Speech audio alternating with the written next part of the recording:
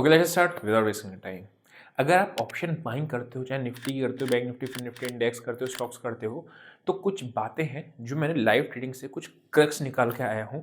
मतलब जो last time अभी तक हम लोग ट्रेडिंग करते रहते हैं लाइव ट्रेडिंग लोगों के साथ, उसमें से आपके कुछ क्रक्स पॉइंट्स निकालने वाला हूँ। ठीक है, इंपॉर्टेंट है, आप इसको सेव कर लेना या फिर पॉइंट्स को मैं चाहता हूँ नोट डाउन करके रखना। रीजन क्या है, डायरेक्टली और इनडायरेक्टली आप या तो ये करते हो या अगर नए हो तो हो सकता है इसमें आप ये करने वाले हो। ठीक है, सबसे पहले नंबर पे आता है आपका रिटेंशन ऑफ प्रॉफिट्स। ठीक है, ये क्या चीज है?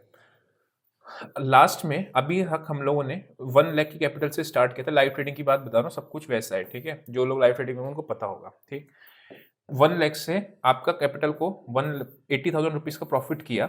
ध्यान समझना जो हर एक पॉइंट बताने वाली है। ठीक है, 60,000 रुपीज के आसपास का नेट प्रॉफिट किया। ठीक है, 80 चार्जेस वगैरह सब कुछ काट के। अब क्या है, लोग गलती कहाँ पे करते हैं? ऑप्शन बाइंग की बता रहा हूँ। मैंने क्या किया, जैसे ही मैंने वीक खत्म हुआ, मंथ खत्म हुआ, कोई भी पॉइंट अपना डाल लो, 15 दिन, 10 दिन या फिर सर्टेन परसेंटेज की, अगर 50% ऑफ कैपिटल का रिटर्न आ गया तो आपने ये प्रॉफिट रिटेन ऑप्शन बाइंग में करना ना बहुत बहुत मुश्किल होता है। तो हमें करना क्या है, जैसे ही आपने 1 लाख अकाउंट, 2 लाख किया, 1 लाख अकाउंट, 150 किया, आपने पैसे विड्रॉ किए और एक सेपरेट अकाउंट में रख लिए। इससे होता क्या है, रिटेंशन ऑफ प्रॉफिट बोलते हैं इसे हम। ठीक है, होगा क्या, कल को मान लो मेरे को कोई लॉस लग जाता है, किसी चीज का होता है, तो मेरे पास एक बफर बना हुआ है सेकंड टाइम कैपिटल को इन्फ्यूज करने के लिए। नंबर 1। नंबर 2 क्या होता है ना, यहाँ पे लोग क्या करते हैं, गलती कहाँ पे होती है? जैसे मैंने क्या किया, अगर मेरे को लॉस का प्लान है 8,000 रुपीज पर डे का, प्रॉफिट का प्लान है 10 to 15,000 रुपीज पर डे का। ठीक है, तो मैं क्या करूंगा, पोजीशन साइजिंग को बढ़ाना शुरू कर दूंगा। अगर मेरे पास कैपिटल अकाउंट में ज्यादा है, ये हम करेंगे ही करेंगे, करते ही हैं। इसी वजह से देखो, प्रॉफिट कमाना एक अलग चीज होती है ऑप्शन बाइंग के अंदर, और उसको रिटेन करना एक अलग चीज होती है। तो क्या क्या, या तो मैं अपना एक ऑप्शन सेलिंग, इवेंचुअली तो आपको ऑप्शन सेलिंग करना, जब भी बड़ी कैपिटल हो जाएगी तो ऑब्वियस सी बात है आप उसमें ऑप्शन सेलिंग में आओगे, तो वो वाले अकाउंट को अपना धीरे धीरे करके ग्रो करते रहो। या फिर लेट से कल को आपको इसमें थोड़ा बहुत लॉस लग गया, तो आप वहां से एक बार ला सकते हो कैपिटल। कहने का मतलब क्या, प्रॉफिट से ही काम करना है जो करना है। सेकेंड चीज पता है क्या होती है?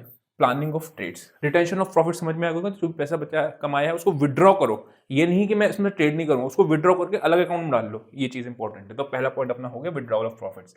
सेकंड चीज होता है प्लानिंग ऑफ ट्रेड्स।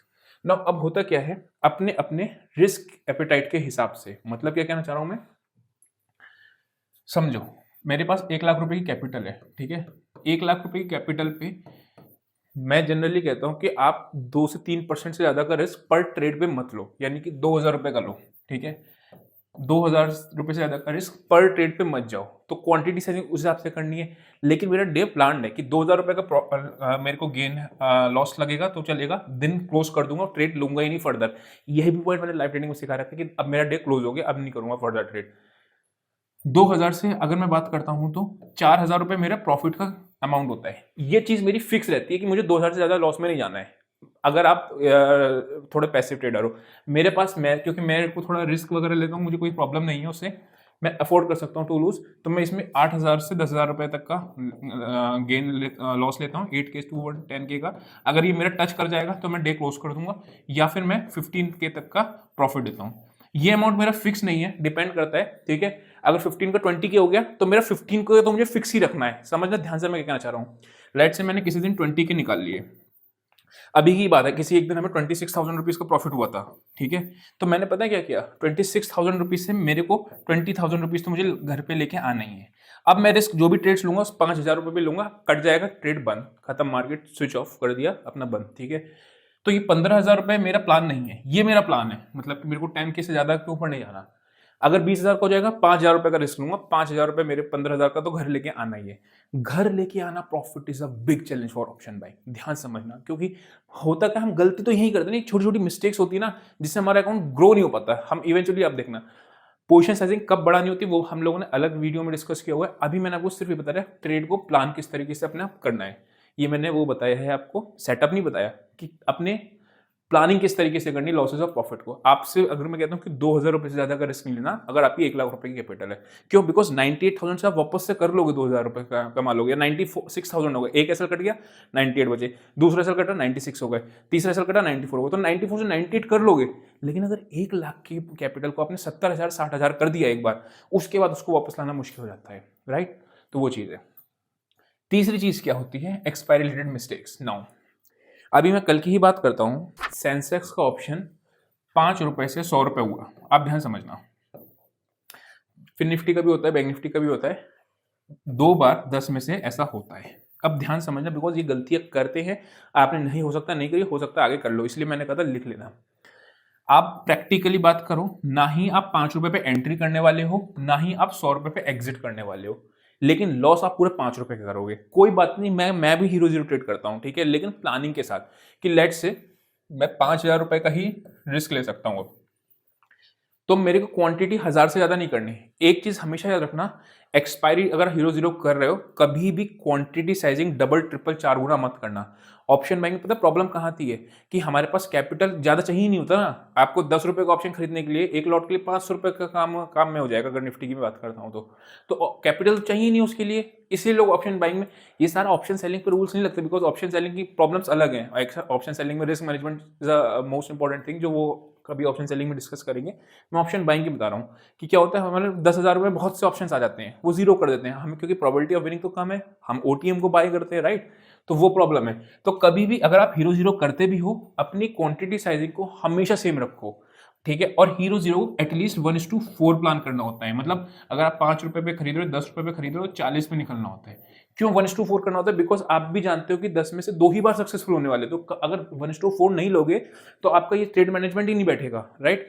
तो वो चीज अपने को ध्यान में रखना, कि वरना फिर छोड़ दो, इग्नोर कर दो हीरो जीरो ट्रेड्स को। आप कमेंट्स बताना क्या आप हीरो जीरो करते हो या नहीं करते हो। नाउ सबसे सबसे सबसे इंपॉर्टेंट अगर इशू होता है ना, देखो ऑप्शन बाइंग में ना एक बात होती है, आपको सिर्फ राइट नहीं होना होता, सही होना एक चीज नहीं है। जैसे मैंने फॉर एग्जांपल 43,000 रुपीज 47,000 पे बैंक निफ्टी की एक सी बाय करी, जिसका रेट था 400 रुपए, ठीक है। मेरे हिसाब से 200 पॉइंट ऊपर जाएगी बैंक निफ्टी। अगर ये बैंक निफ्टी 3 दिन में 200 पॉइंट ऊपर जाएगी तो मेरा कोई फायदा नहीं है, ठीक है। तो उसमें ऑप्शन बाइंग के अंदर timing is also very important. अब अगर आपकी टाइमिंग भी सही होनी है और आपको सही जगह पे होना है, तो अगर आपकी क्वांटिटी मिसमैच्ड है, मतलब कभी आप फुल 1000 क्वांटिटी में कर रहे हो, कभी आप 500 में कर रहे हो, कभी आप 100 में कर रहे हो, तो प्रॉब्लम है। अब इसको करना कैसे, ध्यान समझना। सबसे पहले जैसे मैंने कहा कि मुझे 2,000 रुपए का दिन का लॉस प्लान है, इमेजिन करो, या 10,000 रुपए, अपना एग्जांपल लेता हूँ, 10,000 रुपए का लॉस प्लान है मेरा। तो मेरे को दिन में 3 ट्रेड्स लेने हैं, ठीक है। तो मेरे को 3,000 रुपीज तकरीबन तकरीबन पर ट्रेड पे लॉस ले सकता हूं मैं, ये मेरी कैपेसिटी है, ठीक है। समझ लेना ध्यान से। तो मैंने क्या किया, मेरी क्वांटिटी 3,000 रुपए और मेरा बैंक निफ्टी में 30 रुपीज का एसएल बन रहा है, मतलब ऑप्शन में 30 रुपीज का एसएल बन रहा है। तो मैं क्या करूंगा, इस 3,000 रुपए पर लॉस को 3 से डिवाइड कर दूंगा, यानी कि मैं 100 क्वांटिटी, 90 क्वांटिटी आती है ऑब्वियसली, 105 आती है, 100 आती है, वो डिपेंड करता है। तो 100 क्वांटिटी से ज्यादा, यानी कि आपके तकरीबन तकरीबन 6 या 7 लॉट से ज्यादा मैं ट्रेड नहीं करूंगा इस पर्टिकुलर पे। क्यों नहीं करूंगा, अब इसको मैंने अपना क्या कर लिया, मेरी फुल क्वांटिटी 2 पार्ट में डिवाइड करता हूं हमेशा मैं, याद रखना। देखो ये छोटी छोटी चीजें बहुत इंपॉर्टेंट होती हैं, भले ही कहते हैं ना small things makes big differences, वो वाली बात है। फुल क्वांटिटी मेरी 105 शेयर्स की है और हाफ क्वांटिटी मेरी 60 शेयर्स की है। तो जब भी मुझे अपने सेटअप पे भरोसा नहीं होगा या स्टॉप लॉस थोड़ा दूर बैठ रहा होगा, उस केस में मैं 60 क्वांटिटी पे जाऊंगा, नहीं तो मैं 105 पे जाऊंगा। ये 105 कैसे निकल के आया, आपका पोजीशन साइजिंग मैंने आपको फॉर्मूला बताया उस तरीके से, लॉस को दिमाग में रख के। लोग पता है ऑप्शन बाइंग में बहुत गलती क्या करते हैं, अगर मैंने 5 रुपए पे एक ऑप्शन बाई किया, 10 रुपए पे लेट से एक ऑप्शन बाई किया, 300 रुपए के इमेजिन करना, तो ये वाले जब 50 रुपए आ जाएगा तो मेरे, ध्यान समझना, मेरे 10,000 रुपए 50,000 रुपए हो जाएंगे।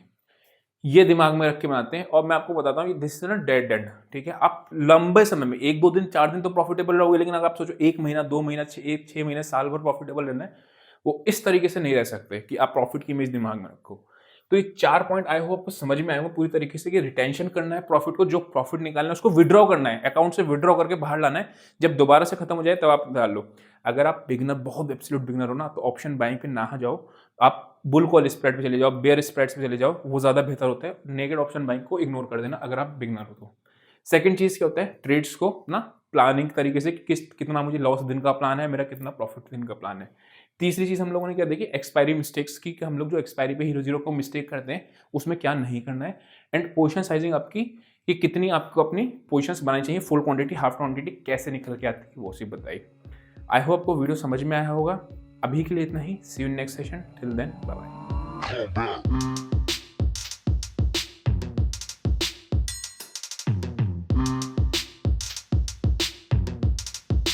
है।